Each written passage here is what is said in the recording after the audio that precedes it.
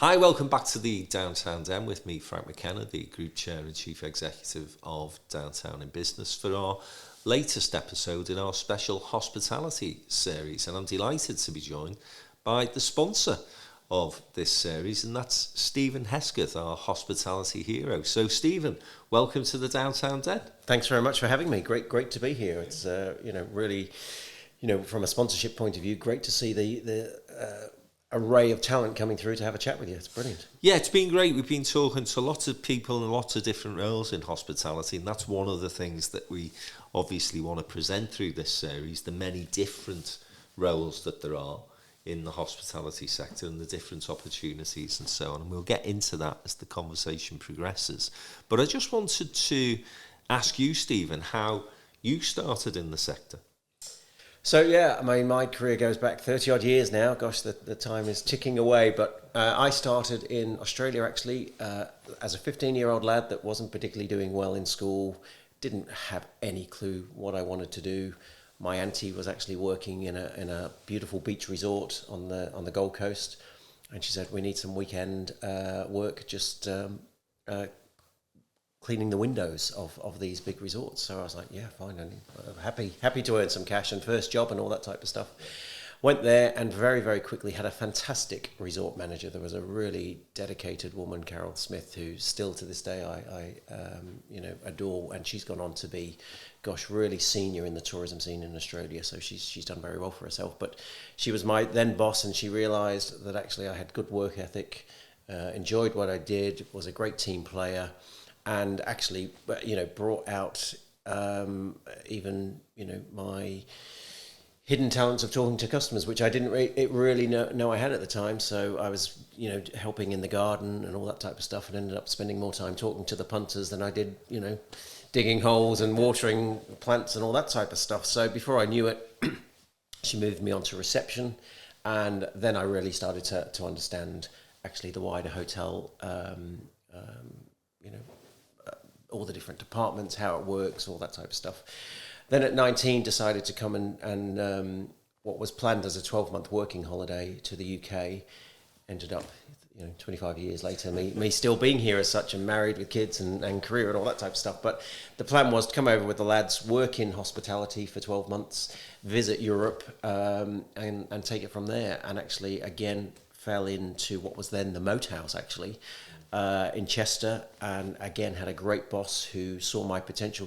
Whilst I started on reception, I think within 3-4 months was put on a management development contract, which even saw me come over and do a week's here in Liverpool at the Moat House back in those glorious days. So really enjoyed that. Again, that's when I first got an experience of food and beverage. The Christmas parties, all that type of stuff, and as many will know, the Crown Plaza that it is now in Chester can do 400-500 covers in their big suite there. So it was a baptism of fire straight into big, huge events, but absolutely loved it. And then that helped me get onto the ladder of, I went into sales, began to understand that whole remit, revenue management. There really is such a plethora of jobs in the industry. And I think what has bode me well is over the years, I literally sort of dipped and swerved my way throughout them all. Did nights for a number of months, which again is really important for a GM really to understand every department. And that then took me on to my first GM's role, which took me out to Derby, actually. So I was doing that travel from Chester to Derby every day. But, for your first role, it was great. Loved it. And soon after that, 2-3 years after my first role, then brought me back to Liverpool, so to speak, where I became GM at the brand new Bridge Street Apartments above Waterstones. And again, over those 4 years, that really took me on a sales path, because whilst that was a GM role, it was very much about looking after corporates, getting corporates, all that type of stuff. The operation was actually fairly easy. So it was more about business development and working with my sales managers at the time. And, as you know, that's when I first got involved with Downtown. Gosh, 15, 16, whatever many years ago that now is, back in the sexy networking days. And again, that's from then, that's when I really began to see the value of connections and collaborations and that type of stuff. So I got involved with the Liverpool Hoteliers Association, which then, I've been instrumental in the last decade of being involved in turning that into the Hospitality Association, delivering the People Awards, all that type of stuff. So that's then led on to, I started as the GM of the Richmond, and the Richmond Hotel is where I probably was awakened to my entrepreneurial experiences, and through the ups and downs of everything that happened at the Richmond, some great stories, some not so great stories, it enabled me to actually become entrepreneur, and I was able to take the management contract there, which then gave me a leg up to flourish into what we are now, which is the wider Savvy Hotel Group, with Chester Townhouse coming on board about 8 years ago now, Hotel Wrexham, which we acquired in the last just over 12 months ago, and it's been a real journey, but I've loved every minute of it. And obviously, as you say there, Stephen, you've experienced virtually every job that you could potentially do within the hospitality sector, the hotel industry in particular, of course. What job outside of GM and running the whole thing, which one did you enjoy the most? I think I loved my time on reception. I was very fortunate that probably my reception role, I got to see, because I did it at the beach resort. I mean, you got to really just spend time with customers. I mean, for me, as a 15, 16, 17-year-old Australian lad that really didn't know what, I was meeting Americans, Europeans, British people, for a young Aussie bloke that sort of wasn't really, wet behind the ears from a global point of view. It was fantastic. So you were hearing stories about what was going on in Toronto and what was going on in New York, and it was like mind-blowing to me. And at that same time, you really got to educate those individuals. I think you underestimate the knowledge that the receptionists have, because I was telling them, go to this place, and have you been to the Tambourine Mountains on the Gold Coast? And actually, you really began to realise you're an advocate for that city. And then when I came across and did quite a significant time in Chester, it encouraged me. I was always a bit of a workaholic, and still am, I suppose, to some degree. So I pushed myself to go out and find out everything I could about the local area and how quick it was to get from Chester to Liverpool, and have always taken my job very, very serious. So, when you're sharing that with customers and they're really appreciative of the advice you've given them, what restaurant to go to, what attraction to go to, how to fill their day, and they're genuinely listening to you because they want that help and support. Loved it. And again, reception also allows you to understand probably the business a little bit better than any other departments, because you're understanding, how many check-ins you've got, which then makes you think, oh gosh, what's that bringing in revenue terms? And you got to see and access those reports as well, because you began to know the system inside and out. So reception was probably the one that hooked me into going, I want to know more. But actually the fact that you were day to day meeting people, and 30 years later, there's an element where I'm glad I'm not on the front desk anymore. But certainly at the time, I absolutely loved it. You were crucial to the hotel operation, and it was great fun. Yeah, and I can understand, gives you so many opportunities to grow your own your self-worth, your own skill set in a sense, and gives you opportunity for your personality to develop as well, doesn't it? I think when you're in the depth of the operation, and it's probably not quite the same nowadays, but certainly in them days, I generally have had and been able to visit people around the world that have said, come and stay with us, and come to. So I've met other hoteliers, other accommodation operators, where I've been able to get discounts or even often free accommodation because of the relationships you've built over that time, where people have said, honestly, you looked after us so well, come and let us look after you, and it's brilliant. Yeah. Hospitality obviously challenged at the moment, not the only sector, but one of those that is flagged as being in particular difficulties in some respects. But I'm looking at your business and I'm seeing what great work you're doing with Hotel Wrexham. I'm seeing the growth of Chester Townhouse. We did a fabulous event earlier this week there where, as ever, great hospitality. But I look at what you've done with the hotel, Stephen. I know you're doing similar things at Hotel Wrexham in terms of making the hotel not simply a place where people will come and maybe have a cup of tea, coffee, bite to eat, stay the night, but an experience.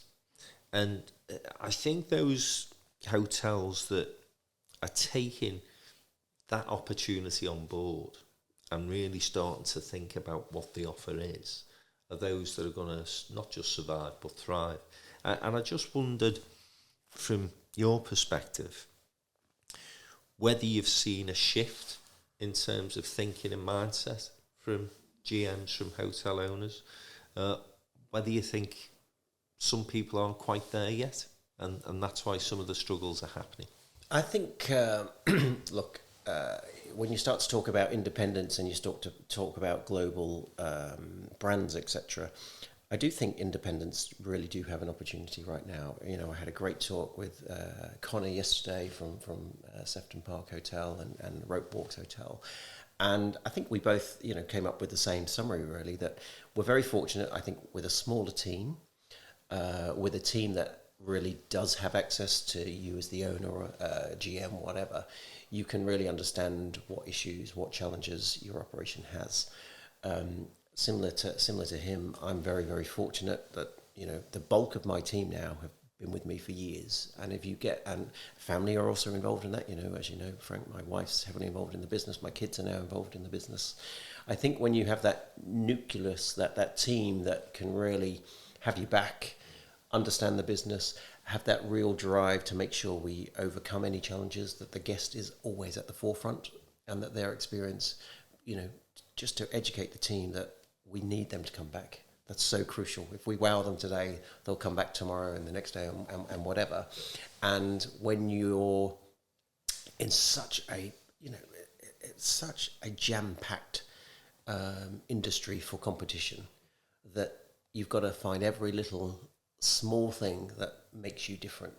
And the fact that, you know, my Nicky is probably one of the best in the world, if you ask me.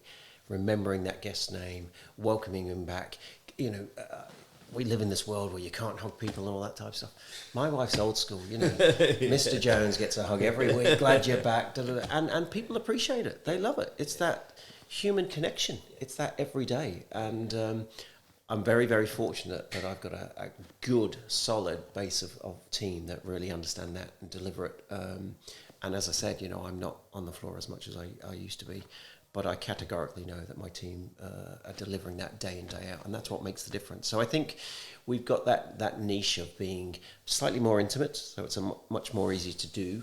But I think, you know, look, Frank, you work in an environment where you work with some of your family, and it's hard to sometimes, you know, switch off after hours and all that type of stuff. But I think indirectly it works because we can also we have that time to sometimes pick up on, we could be doing this better.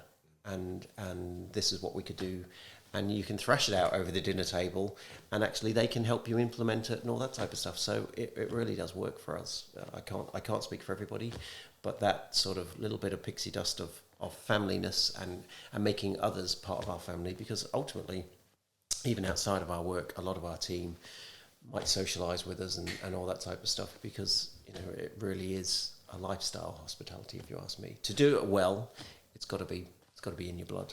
I mentioned Hotel Wrexham there, and, you know, for a city that has basically been a bit of a sleeping giant for a long, long time, it's really had a renaissance in terms of reputation and profile on the back of the football club and its owners, of course.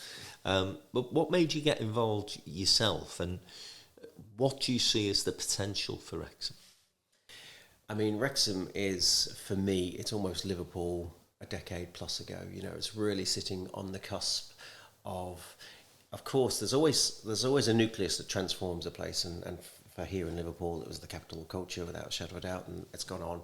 And obviously for Wrexham, it's, you know, two Yanks coming in with global status that have helped transform the fortunes there. So it was a no-brainer, really. For me, Northwest is crucial. I think as you get older, you don't want to be travelling up and down. You know, so whilst we've looked at many opportunities, and a lot of them, in all honesty, were further afield, when the opportunity of what was Holt Lodge at the time came along, we looked at it. We actually couldn't quite get over the line, and then many people will know a couple of my business partners here in Liverpool that have Hotel Anfield and Boutique 56, Peter, Allen and Dan. They also were looking at it at the same time, and due to the fact that we do catch up, every couple of months together, it just so happened we were having this conversation. He'd kick the tyres, we'd kick the tyres. Collectively, couldn't quite get ourselves over the line.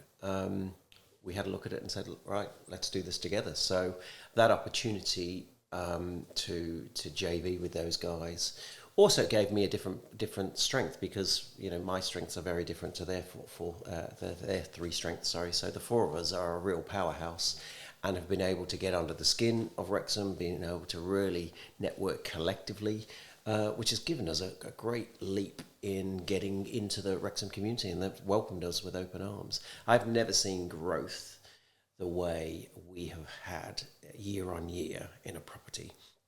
Now, of course, that comes on the back of a huge investment. We've spent 750 grand on transforming the front of house area, putting in a pub concept, and that naturally, with that investment, you'd like to see things. But from the generation of advertising, which hasn't been heavily spent on, I'll be honest with you, we haven't spent loads and loads on advertising. We've done a lot of local press and that type of stuff.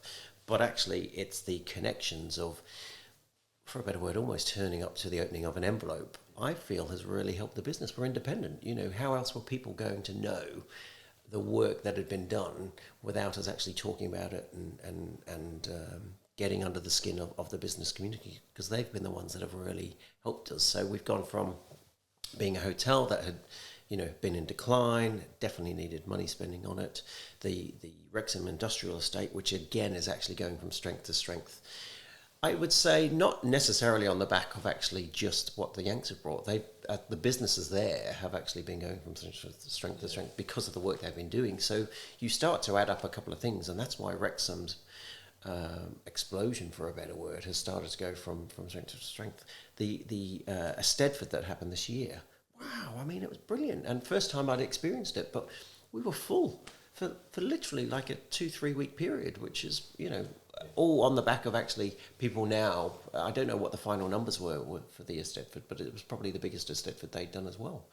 And on a slightly wider field, whilst it's not necessarily Wrexham based, but a core base of our customers are now coming from North Wales, DevaFest has continually started to grow and grow and grow, and we've seen masses of that growth in North Wales. So I think what is starting to happen, and I think even local businesses in Merseyside, Cheshire and Manchester are beginning to see, is that imaginary boundary of Wales, England is disappearing.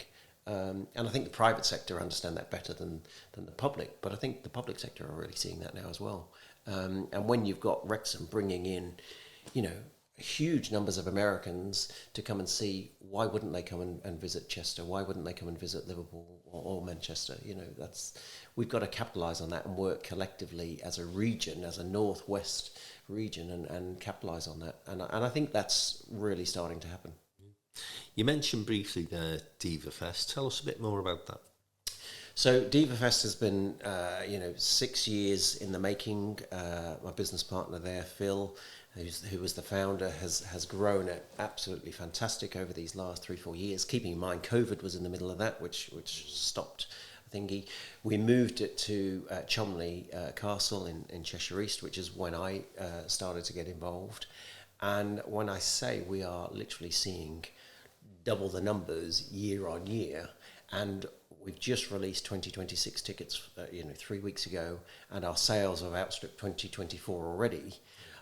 We see 2026 almost being able to double again. So we could be a little bit like Wrexham Football Club themselves, literally going up a level every year on the trot. And again, it comes back down to, we focus on the customer. We focus on, they're with us for 11 hours each day. And some that are camping with us are with us obviously 24 hours for 3 full days on the trot. We have to think, what are they going to do during that time? So we put extra energy and effort, not just focusing on the music acts, which are an important part of the concept, but actually, what are they doing outside of those music acts? What's the dwell time? What activities are on site? And, the overall value for money, when you start to strip down actually what people are paying by the hour, for £5 you're getting, world-class music, you're getting free fun rides the whole time, you're getting absolutely fantastic local operators in the food and drink market. And then all those add-ons, the focus we put on neurodiverse and children's activities and all that type of stuff makes DevaFest an unbelievably family fun festival. And those that are discovering it aren't just coming back, they're coming back in droves, telling their family and friends, and we're seeing fantastic growth. So business is good, through all the doom and gloom, I must say, from the Townhouse to Wrexham to DevaFest, to even the work we're doing with Hospitality Hero, we've never been so strong. I think DevaFest is something we'll just put in the show notes in terms of a link to the ticket so people can find out a bit more about the event. And you had Gloria Gaynor there this year, didn't you? A Grammy award-winning artist. It was a bit of a gamble, really, Gloria Gaynor, as in she's had her heyday, all this type of stuff. But as a headliner, and when you see her on the stage, you just go, she's world class. Yeah. She was phenomenal, absolutely phenomenal. 81, 82. Yeah, she did shuffle around the stage a bit, but her voice was like silk. Absolutely fantastic. Yeah, so I think people saw that. I think it gave the industry, and when I say the industry, other operators, because the conversations now we're having with some agents for the acts for this year are, again, really humbling to us, because we've grown from 1,000 capacity festival to hopefully this year surpassing 30,000, and that's within 6 years. So I think, that's tremendous. That speaks for itself. Yeah, tremendous. You mentioned earlier that 16 years ago you got this job at Bridge Street. You started to get involved with Downtown in Business, and it's been great to have you as part of our cohort for a decade and a half now, Stephen. But I think the other thing I'd say about you, and this isn't true of everybody within the hospitality sector, and for good reason in a sense, because you've head down, you're busy, you're getting on and run your own business, but you've always been somebody who's advocated for the place that you're in, the city you're in, looking to progress, looking to make sure that there were good events, great experience happening in those places.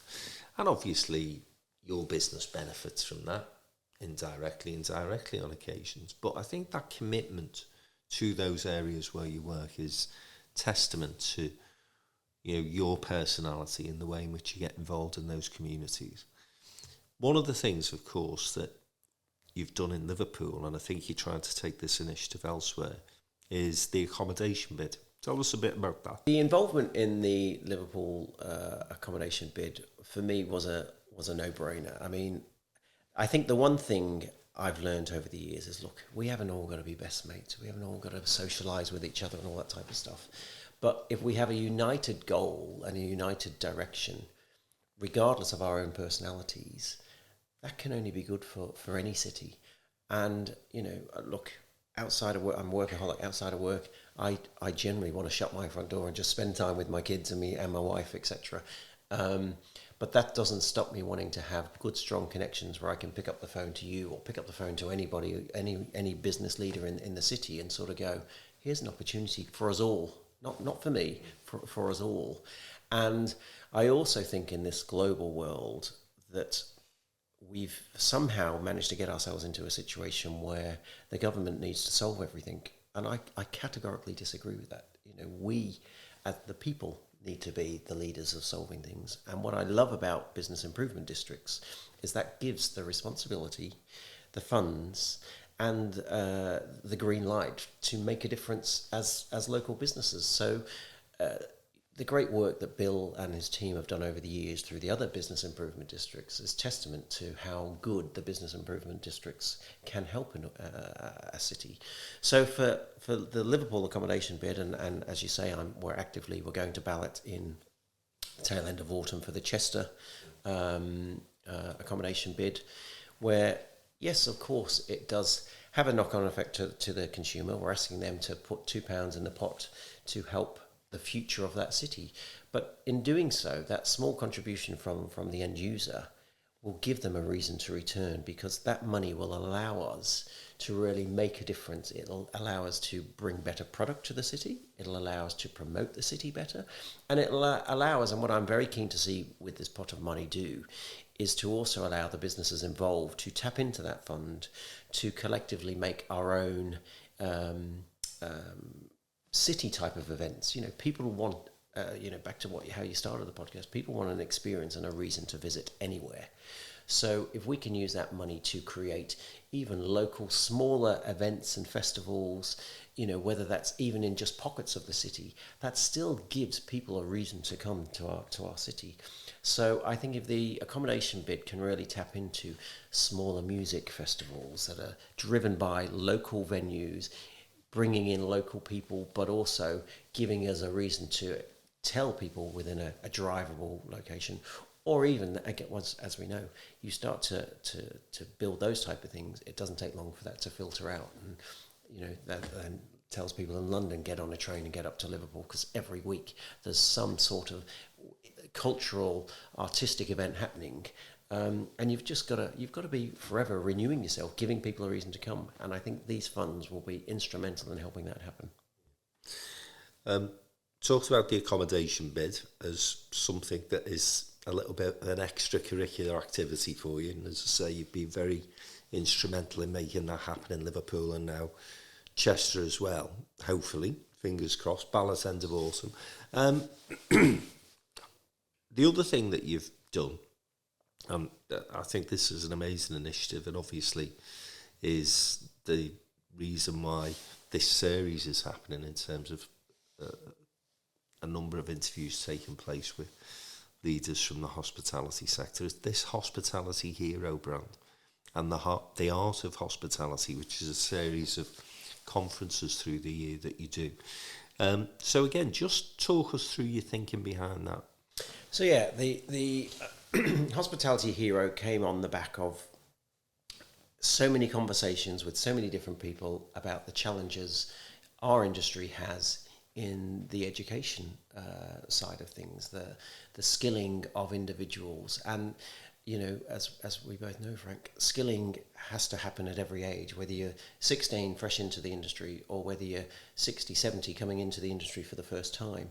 As an industry, we've never really worked well externally, I would argue, with colleges, universities, other training providers, to give a gold standard of what hospitality looks like.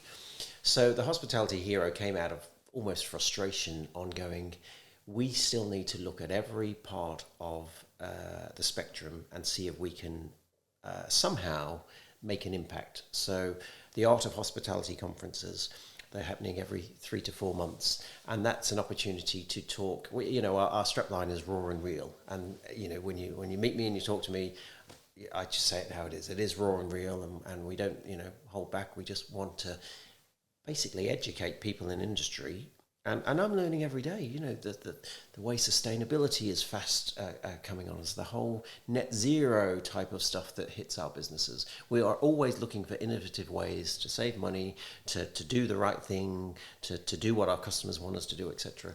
So I didn't think there was a real platform for businesses to get together in a room and share those practices, and they're happening so fast that actually even every 3 to 4 months I almost think isn't enough to get people to spend 3-4 hours in a room and learn from each other. So that's where Hospitality Hero came up with the Art of Hospitality type conferences. Then the rest of the the rest of the Hospitality Hero is all around the other pockets of the industry that we wanted to deal with. So we do what we call Hospitality Edge, and that's all our external work with homeless, with ex-offenders, with NEET children. We're looking, finally, we've just been accredited as an external, a government-backed training provider. So that will allow us to move into these boot skill camps. So we're looking, certainly by maybe the end of this year, the start of next year, to launch our first boot camp in Cheshire, which again is just re-educating people of any age to understand how to get a job in hospitality. Then the third stage is the Hospitality Connect program, which I lead on for Cheshire and Merseyside, and that's working with other hoteliers in making us open our doors to those in secondary education. So getting high school kids, 14, 15, 16-year-olds, into our businesses to experience the great camaraderie that teams have in industry, but also seeing the different roles and opportunities that they can have when they leave school and potentially go into the workforce. And why not choose hospitality as a career? And then finally, the last bit was looking at the junior schools, the primary schools, and how do we get them even understanding what hospitality is. And that was the launch of Be Our Guest, our first children's book, which we launched yesterday to great success, and the hard work starts now of getting that children's book into the hands of those kids, just to give them an inkling of what hospitality does and the opportunities for them as individuals. If school isn't their forte, why wouldn't you look at hospitality at 15, 16? Leave school, get yourself on an apprenticeship and start your career, because that's almost what I did. And 30 years on, I'm not doing too bad for myself. And I love my job. I generally love what we do every day. So there's a career to be made there.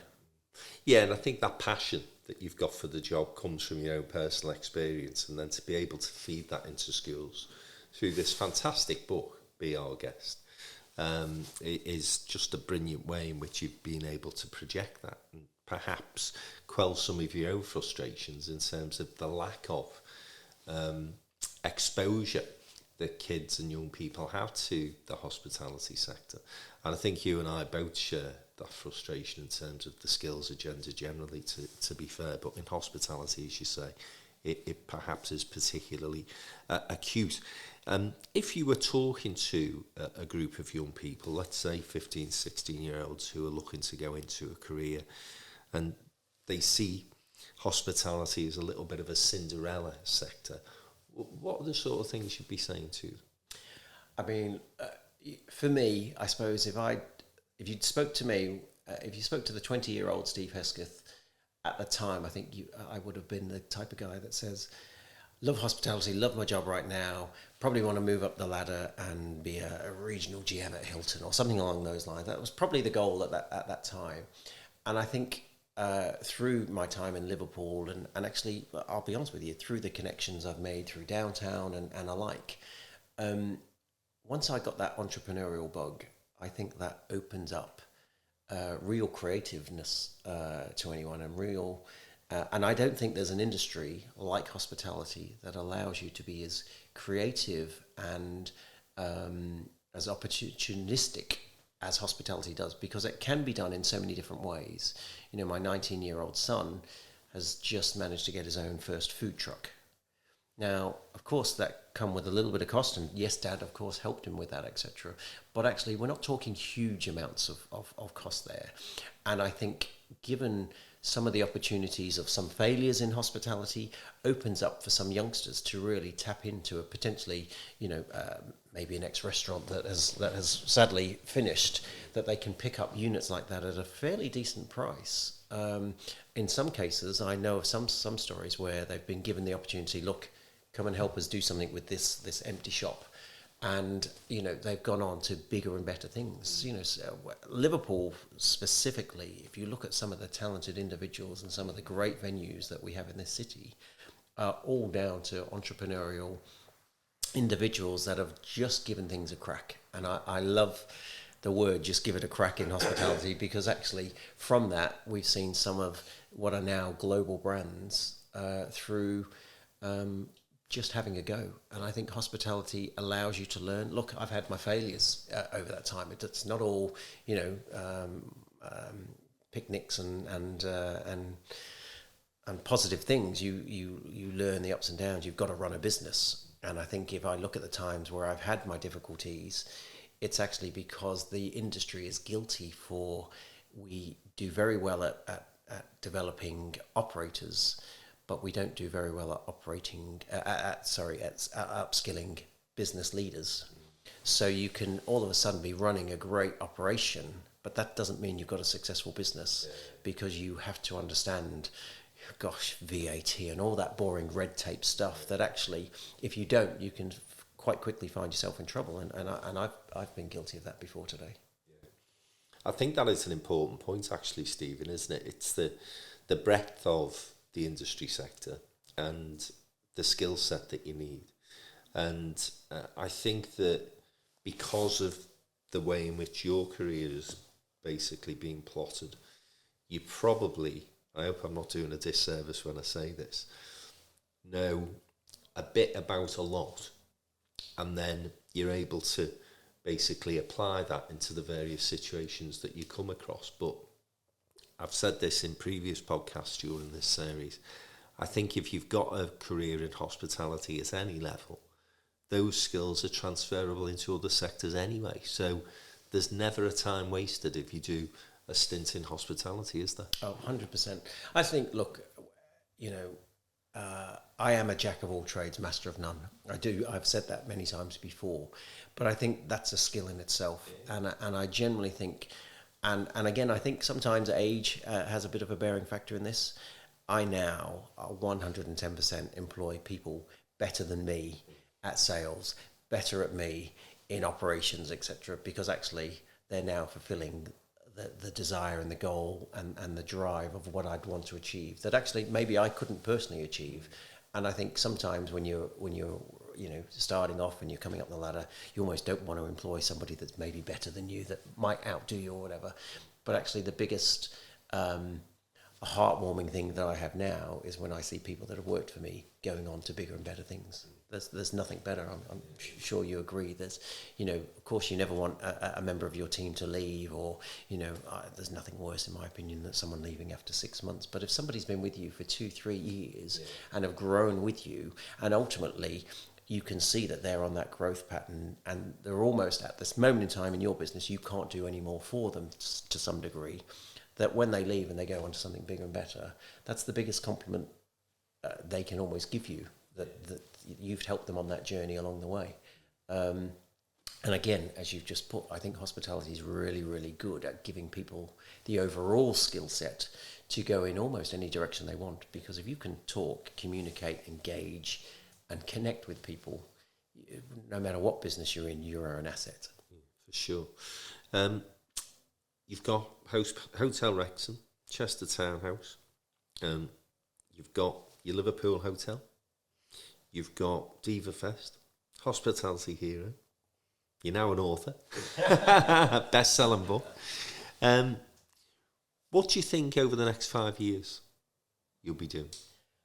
Wow, I mean, we're working on DevaFest. For me is a crucial part of the next 5 years. We really want to build that up to a 50,000 plus event, and as quick as you say that, we want to actually be an event where we are fully involved in the infrastructure. I would like to see DevaFest where there's 15 food and drink traders, for example, there, that we could be 50% of that. And I've developed and grown my team to sort of, be able to fit into that dynamics. So if and when we look to sell DevaFest, actually you're buying the full package and almost not just the skirting, if that makes sense. You're really buying the full business as such. So that's something I'm looking forward to working on.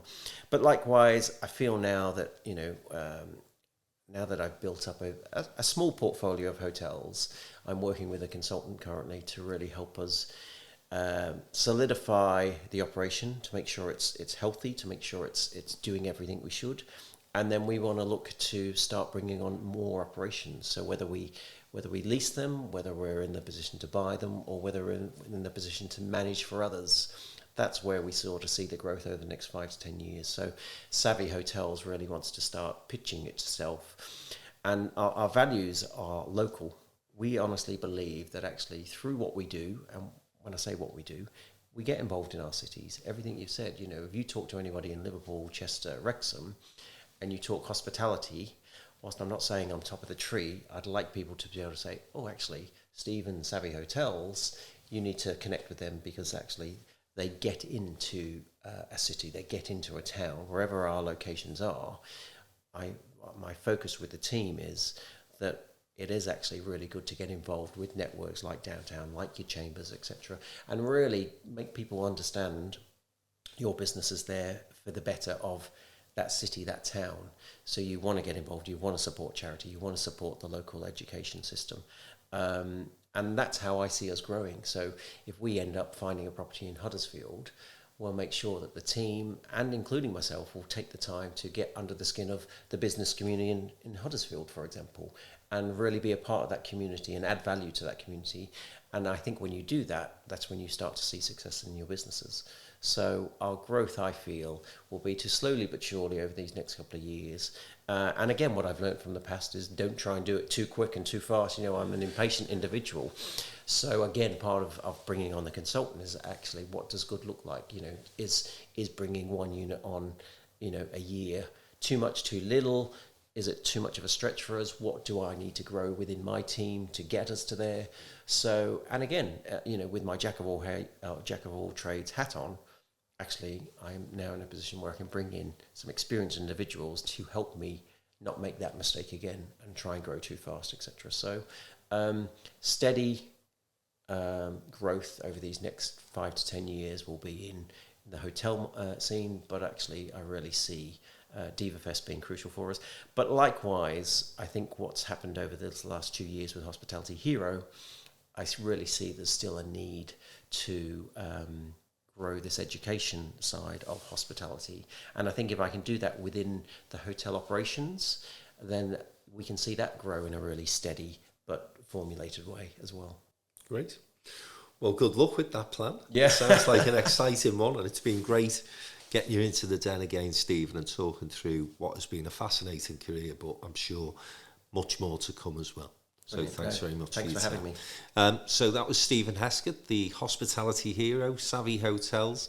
As I say, details of the DevaFest are in the link in the show notes, so do click on and have a look at what is a great couple of days. And stay tuned, because Stephen is going to be back in a mo telling you all about a very exciting conference that the Hospitality Hero, the Art of Hospitality and Downtown in Business is going to be putting together for 2026. Hi, I'm Stephen Hesketh, CEO of Savvy Hotels, owner of the Hospitality Hero and co-owner of DevaFest. And I'm here today to share with you our great event that's coming up in collaboration with Downtown in Business, which is the Great Art of Hospitality Conference, happening on the 26th of February in Manchester City Centre at the Treehouse Hotel. This event will bring the creme de la creme of hospitality all in one room. We're looking at 200 individuals coming together to listen to the great operators in hospitality, but likewise some political big hitters to also question them on all things hospitality. We can't wait to see you there. Tickets will be on sale very, very soon via the website, and look forward to seeing you there.